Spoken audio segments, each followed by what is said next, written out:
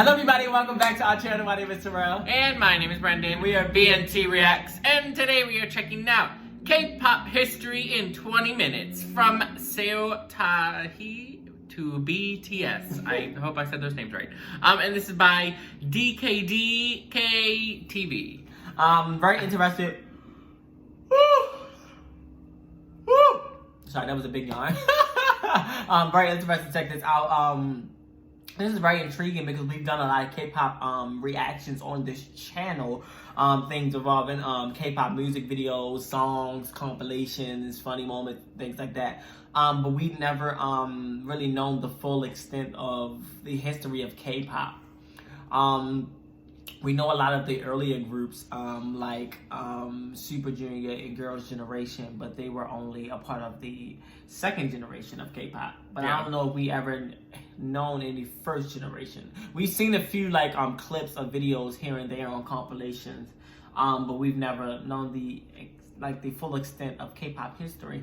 So this is very intriguing. So let's get into it though. Let's watch. By the way, it's a long video. Get your snacks, get whatever, and be comfortable. We're gonna be here for a while. Let's watch. There's one thing this video needs. K-pop! K-pop. K-pop. K-pop. K-pop. K-pop. That's K-pop. K-pop. K-pop. Or K-pop. K-pop. Korean pop. K-pop. K-pop, popular music originating in South Korea and encompassing a variety of styles. As you've seen, K-pop has grown exponentially. Everyone in the world, like it or not, must have seen a K-pop related video at least once, either if it's Gangnam Style or a BTS video or an annoying K-pop dancing meme on Twitter. But you might not be sure on what K-pop actually is and where and when it began. Well, it all comes down to a country called South Korea, a peninsula located in East Asia in between China and Japan. Korea was doing great with its kingdoms and dynasties for more than 4,000 years until 1910 to 1945 when Korea was colonized by Japan. And from 1950 to 1953, the Korean War happened, splitting Korea into North and South. Then Korea was stuck in the Cold War. Due to war and all, the economy wasn't that great. Thus, the music industry wasn't that public nor diverse. Well, Korea did have music like traditional sounds or Japanese-influenced rock. 1970s, economy got a little better. Jeans, acoustic guitars, young kids enjoying life, rock, folk music happened. But still, the government doesn't like too much freedom and creativity. They want you to work. 1980s, two words, folk songs and ballads. First, Korean ballads kick in. People like these dudes make ballad really popular. Legendary dudes like Cho Young-kil pop out. Bands like Shinaway Drugukwa pop out. People start listening to these dudes instead of these dudes. Until the 90s, Korea gets rich. No one's unemployed. People call it the miracle of Han River. Successful Olympics, CD distribution. Kids get to wear Nike shoes, buy music, go to concerts, clubs happen, dancing becomes a thing. Finally, the good old 90s arrive. Ding ding, hi, I'm K-pop. All these new genres start to bloom. Hip-hop, dance, R&B, soul, gospel, and of course the popularity of ballads and folk songs continue. Now, all these artists start writing their own songs. A lot of singer-songwriters appear like Shin Seung-moon, Lee Seung-wan, Yin Jong-shin, Cheolame, Toy, and more. We've heard none of these.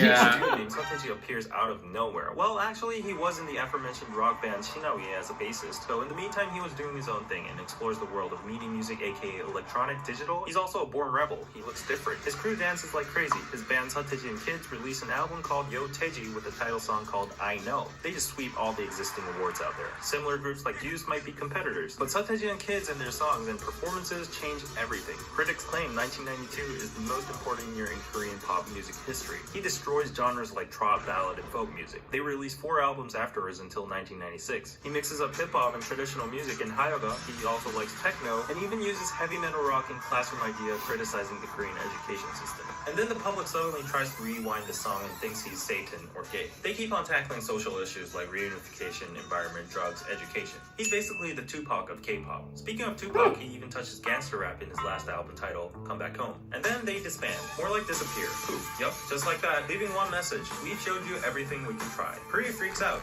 Kids don't go to school, protest, attempt suicide. What? People say K-pop is dead. Well, false alarm. SeoTaiji and Kids might be gone, but their impact still lives. Now, listening radio equals lame. On the other hand, watching TV, performances, dance music, choreography, style, competition equals cool. Young teenage fans, official fan clubs, fan meetings, fanfics, Hasing fans, fan wars, capital, artist management. It was like a cult, and SeoTaiji and Kids were their idol. On the side, the tornado dance from I Know was the first dance choreo that went viral. Now, corporates see money in K-pop and idol businesses. Samsung, Doosan, Hyundai, LG, Daewoo, Lotte all make their own record companies and labels. Competition begins. Huge investments flow from their mother company. Ambitious scouting, projects, works, new market, but no system yet. Expenses overissued, no transparency, business based on few inner circle connections. Result, obviously, all gone in a few years. Big failure. But then there's DSP. The founder Lee Yeon had some actual experience managing big artists like Taejina, Yuhyul, Shimshin, and Sobangcha. Sobangcha was actually close to an idol group model way before SeoTaiji and Kids in 1987. However, their music was more chop-based and had very simple dances, thus not as impactful as an idol group like SeoTaiji and Kids. Anyways, Lee Yeon, who had the experience, makes his own label DSP in 1991. Wasn't really successful during the SeoTaiji era. Then in 1996, launches a group literally called Idol that initially had decent popularity, but gets demolished by SM Entertainment's HOT. 1996 and HOT debuts. Hardcore rap, distinct fashion, and hairstyles. Criticizing society. HOT is made by today's famous SM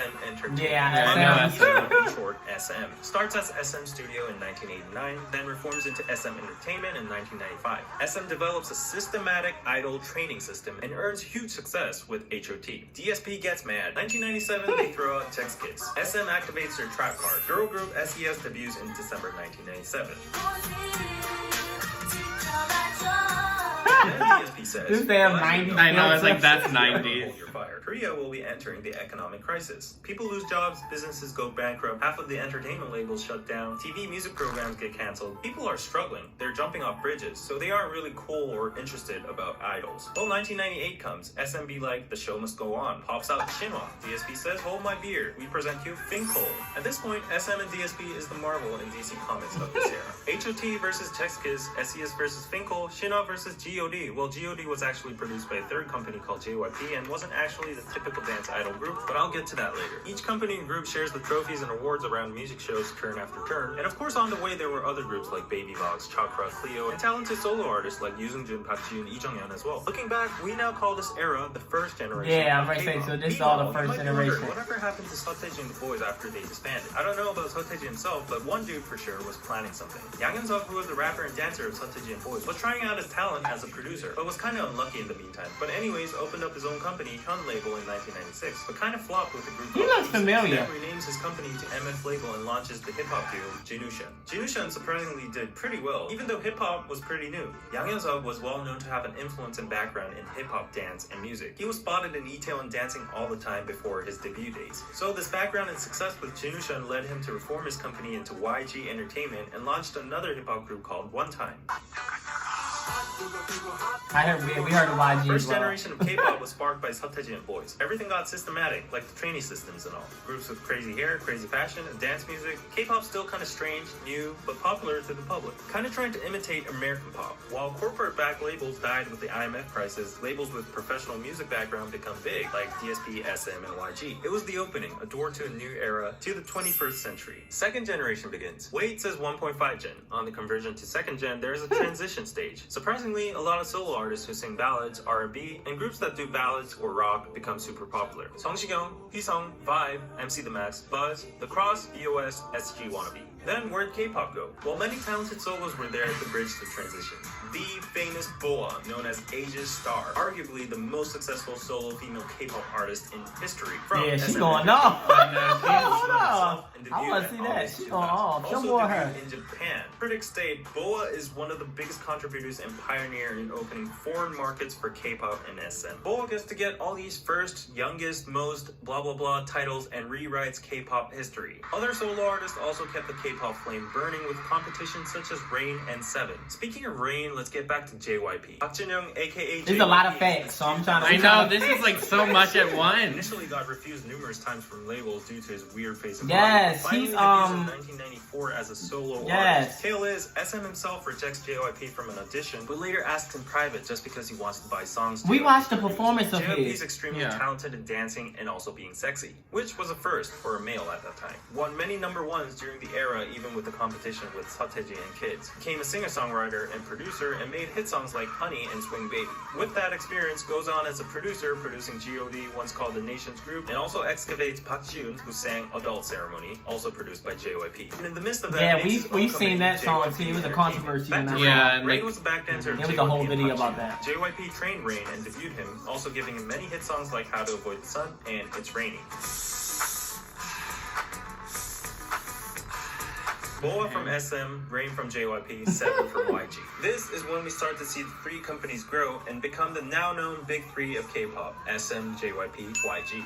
Another fun fact about the 1.5 generation is that many solo artists tried their luck after disbanding from the first generation groups, like Kangta, Pada, Okjuyeon, Eunjiwon. However, to be honest, their popularity wasn't like before. Except maybe Iori, former Finkel member that was least popular among the members, but suddenly pops up with a sexy solo debut and becomes Korea's diva. Finally, it's second gen. The idol groups are back, and the public is used to the word idol. SM Entertainment introduces TVXQ in 2004. They get the Rookie Awards, actually all the awards. Kenzo Taesang on their second debut year and gets a Grand Slam in 2006, another Grand Slam in 2008, Oricon chart #1 in Japan. It's not a stretch to say they basically conquered Korea, Japan, Yeah, and that's China. a lot. SM got rich. They make more groups like Super Junior in 2005. Super Junior, Girls' the first Generation group I 2007, recognize. Shiny and FX in 2009. Super Okay, Junior I know all these extremely groups. popular with songs like Sorry Sorry in China and Southeast Asia. Girls' Generation becomes the nation's girl group with their stunning visuals and charmful songs like Kissing You and Baby Baby. They don't stop with Korea. They go off to conquer Japan with their songs G, Genie, and O, bringing all those titles from Japan charts and album sales. Shiny puts out super addictive songs like Juliet, Ring Ding Dong, Lucifer, and achieves attention from mostly Japan and Southeast Asia, eventually touring all around these areas. FX shows the experimental side of SM. They carry a unique concept with all of their songs with obscure lyrics. Their unique electronic songs get very positive reactions from professional music critics. I like all these Note that we groups. start to see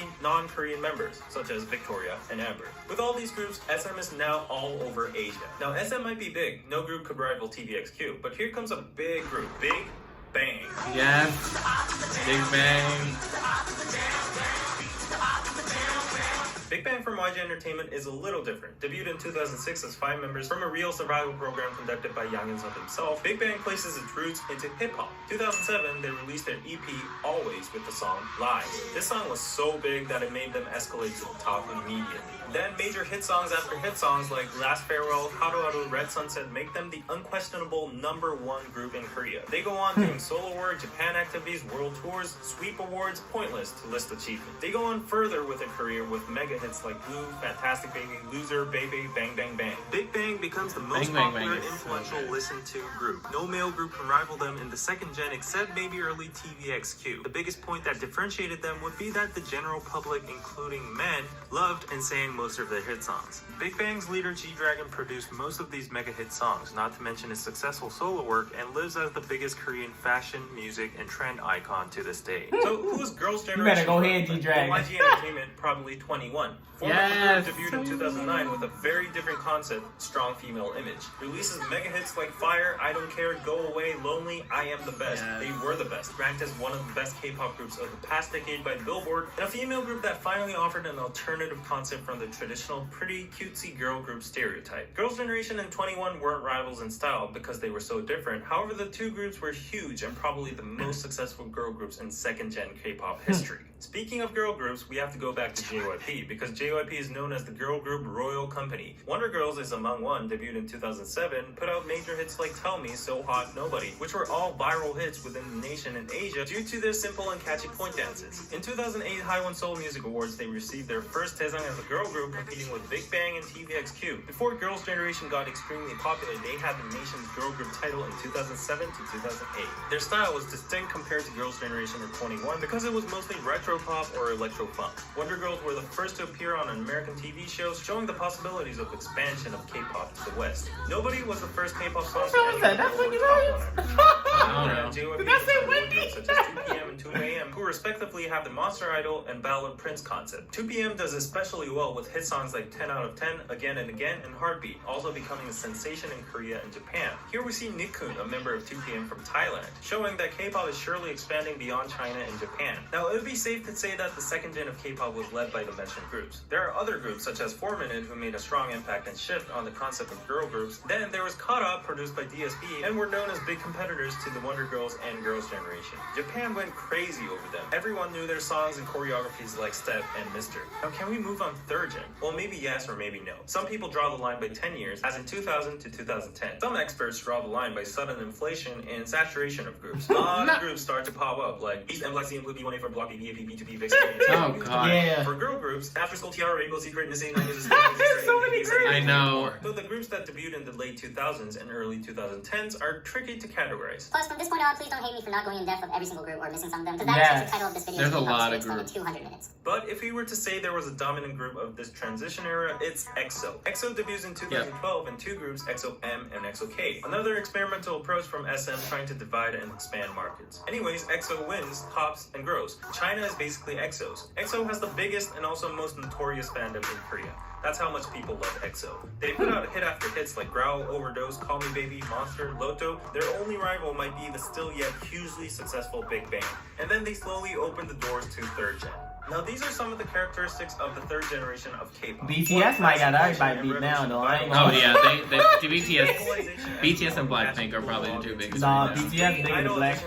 Yeah. Because of the red ocean of idols, naturally the mass Yeah, everybody public beat. dislike K-pop idols due to lack of creativity, overlapping. But I never know, because some concepts people of are still This like is when the the. public starts to divide the Some term people are the idol ones with who paved artist. the way, Many so major you TV feel that audition give others programs the become respect as popular well. looking for real talented singers and vocals rather than visually appealing dance-based idols that only get to sing a few seconds in one song. Well, this is what the public thought at that time. I know there are exceptions among idols too. Oh yeah, in the meantime, in 2012, the worldwide viral hit Yeah, Size oh Gangnam my Style God. happened, getting the once most viewed video on the planet, thanks to its addictive, hilarious dance and beat. It got a number 2 on the Billboard Hot 100. This was basically the Oh, I first thought it was time that number the one. entire I thought world it was used one, a too. country called South This was Korea and K-pop everywhere. without having to mention nukes. And They this made year, was and number that's one North in, Korea, by the way. In the Korea. third gen, despite the influx of idol groups, the Because we only watched the ones that video, survive it was are like groups number that have one. Well, the amazing music music video quality was. or musical talent or something different. Yeah, Because the probably. Korean market is so small and saturated, it now becomes a norm to have at least more than one global English-speaking member in the group. This member usually is in charge of speaking during overseas interviews and tours. Not only member-wise, but marketing and music-wise, the attempts become more globalized too, testing out new markets such as South America. In the meantime, the public and entertainment companies want a system to get the best quality idols out there,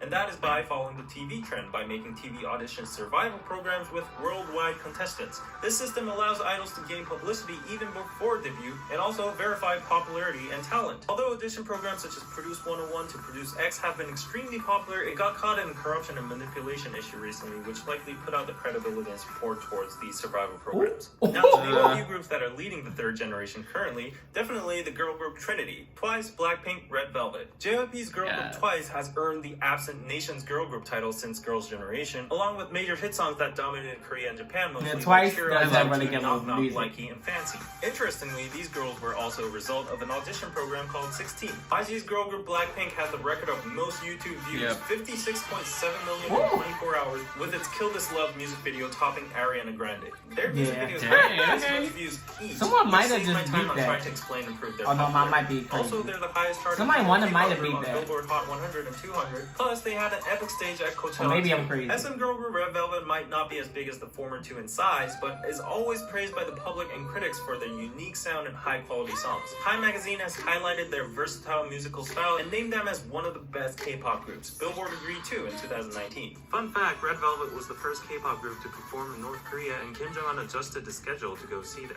Now let's not try to leave out many other talented, hard-working girl groups such as Mamamoo, Momoland, Luna, IZ*ONE, G-Idol, CLC, Dreamcatcher, G-Friend, Lovelyz, Oh My Girl, Ujusonya, Kwonsonya, Everglow, Wiki Mickey, and more. Yes, As for boy I love groups, all it's those hard groups. to pick a definitive popularity or impact, but just to name a few, 17, NCT, GOT7, Winner, Icon, Monsta X, ATEEZ. These are all the groups that are I feel like we know and biggest we've most reacted popular to globally. before. Most of these groups Yeah, I think actively go BTS on world beat tours and appear Blackpink. on Western Yeah, TV BTS shows beat it nowadays. like And that then last there are year. groups such as DAB, Impact, Victon, Astro, Pentagon, SF9, The Boys, Ace, JDJ, Golden Child, Intuit, UMB, Very Very, Us, and more. So many girl groups, boy groups, mixed groups, new global audience, thus various music styles as well. You name it, K-pop has it. Oh, you don't like groups, super produced modern electronic music? Maybe try IU out. She's Korea's nation's sister and also the nation's singer. Been around since 2008 with numerous ballad and K-pop Yeah, so we hit reacted songs. to IU as well. Single-handedly has the popularity equivalent to K-pop's biggest idols. Then there's K-hip hop R&B, a whole scene of its own. Maybe check out Zico, who has an overlap background with K-pop. Then there's rock. Maybe check out bands like Day6 and Flying the Rose and more. So,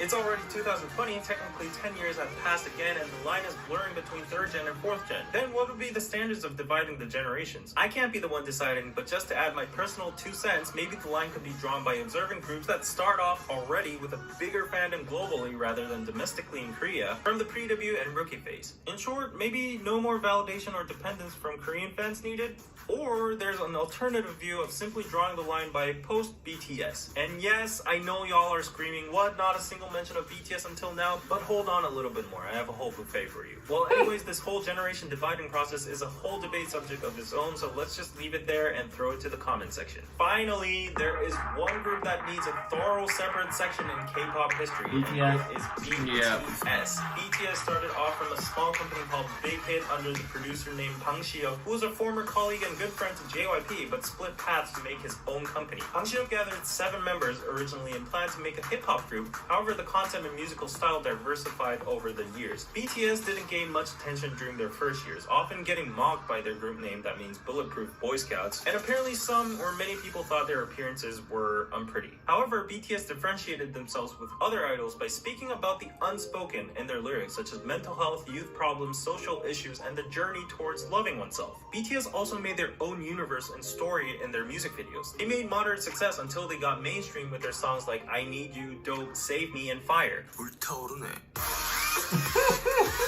After that, every move they made pretty much became history. They topped the Billboard 200 charts 4 times in a row alongside the Beatles, appeared on multiple major American TV shows, got awarded by the Billboard Music Awards, AMAs multiple times, did a Grammys act, did a UN speech, did a cover of Times, had stadium world tours including Wembley and Saudi Arabia, sold over 20 million cumulative albums to this date. BTS has become so big that they become expressed as the BTS or Korean invasion, just like the British invasion from the Beatles by multiple critics and journalists. Many point out that it's significant regarding the fact that BTS's music and lyrics were not in English but in Korean. Also started off as underdogs in the K-pop industry itself, struggling without the support of big capital nor media. In the meantime, there might have been attempts to compete with BTS, for example, SM making their own Avengers by combining members from existing successful groups like SHINee, EXO, NCT into a collaborative single group called Super M. Well, they did get a #1 on Billboard 200, but many people criticized the method of bundling issues in the process. However, industry-wise, it was a fresh attempt that never happened in K-pop history, trying to officially combine members from different groups into one with an agenda to make success in the American or global market. And it is these new attempts that fuel K-pop to go further on. Anyways, back to BTS, it's not an overstatement to say that BTS is probably bigger than all of K-pop combined at this point. However, from SeoTaiji to BTS, many groups existed, and every time records were broken. People were surprised. Back then, no one imagined anything bigger than TVXQ, Girls' Generation, Big Bang, EXO, Gangnam Style. But here we are. K-pop is still evolving. The market is getting bigger and it's becoming more well-known all around the world. So it's definitely going to be interesting to see what happens in the future of K-pop. Will it just disappear as a trend or get even bigger like it always has? All right, this is a very good video. Shout out to the person who created this video, DKDKTV. This is truly incredible. I was actually, when he said that about BTS, I was like, did he not really mention BTS at all? Like, come on, like but I understand that BTS is a whole separate video because truly, that's like the first, we live here in America, so that was the first K-pop group that I've ever, like heard of. I knew PSY Gangnam Style, but I wasn't really I didn't listen to that song. I knew it was big, but I was young, so I didn't really I didn't realize they came from Korea, and I didn't really listen to it myself. So I wasn't it wasn't, but I knew about it. I knew it was big, but BTS has taken it just light years further than so many of these pioneer groups, Big Bang, Girls' Generation, all of these groups that are pioneers. BTS has just extended that. So I was very interested in him talking about BTS. So yeah, they definitely they are leading the charge in terms of the 4th generation of K-pop. But it was a very informative video in the history of K-pop because a lot of this stuff I did not know. A lot of these artists I did not know. A lot of them I did know. So it was very interesting also to see the start of many K-pop groups that we've grown to really like and love on this channel. So I enjoyed the video. Yeah, I enjoyed it too. I mean, I feel like I didn't say a lot because it was just a lot of information at once. And it was interesting to see the start, the beginning groups, because I didn't really know anybody until the 2nd or 3rd generation. And then I was like, oh my gosh, I know all of these groups now. And yeah, it is literally crazy to think just because I do remember like Gangnam Style was like when I was in middle school, and like it was like I feel like I was always like, oh my god, like yes, like this is like a Korean song, like it's so big and everything. And then like when I got into like high school and everything, I was like BTS is playing on like the radio, and I was like there were like a lot of people talking about BTS, and like then that was like BTS was like huge, and I was like it's like, and it just like in like our culture, it wasn't just like, oh, this is this song. It's like, oh no, this is like a group. Like, and they're all over, and it's like amazing. That's dope, and I don't want anyone to take away from this video, our video, or the original video that this is just about BTS, because it's not. This is about the K-pop industry as a whole. Yeah. BTS, them charting on the Billboard 200 and them getting all these awards and really making a crossover in America and the US like no other K-pop group artists have ever done before. That's a win for everyone in K-pop. That opens the door for so many other people. So this is bigger than BTS. So I don't want it to be like, oh, we're praising BTS and we're not giving props or praise to the other older groups, because if it wasn't for them, it would be no BTS. Yeah. But you also have to acknowledge that that this is a win for everyone, and what BTS is doing right now is truly incredible. And it's win for everybody to win. Everybody can get a number one. Like it no need to be competition or anything. So I'm here for it. But alright, y'all, that's all for this reaction. If you like it, please make sure you give it a thumbs up. Make sure you also hit that subscribe button and go ahead and comment down below for more reaction, guys. It can be more videos like this, anything we'll react to it. And make sure to follow us on our social medias, Instagram and Twitter. Yes, but that is all for this reaction, and we're out. Bye.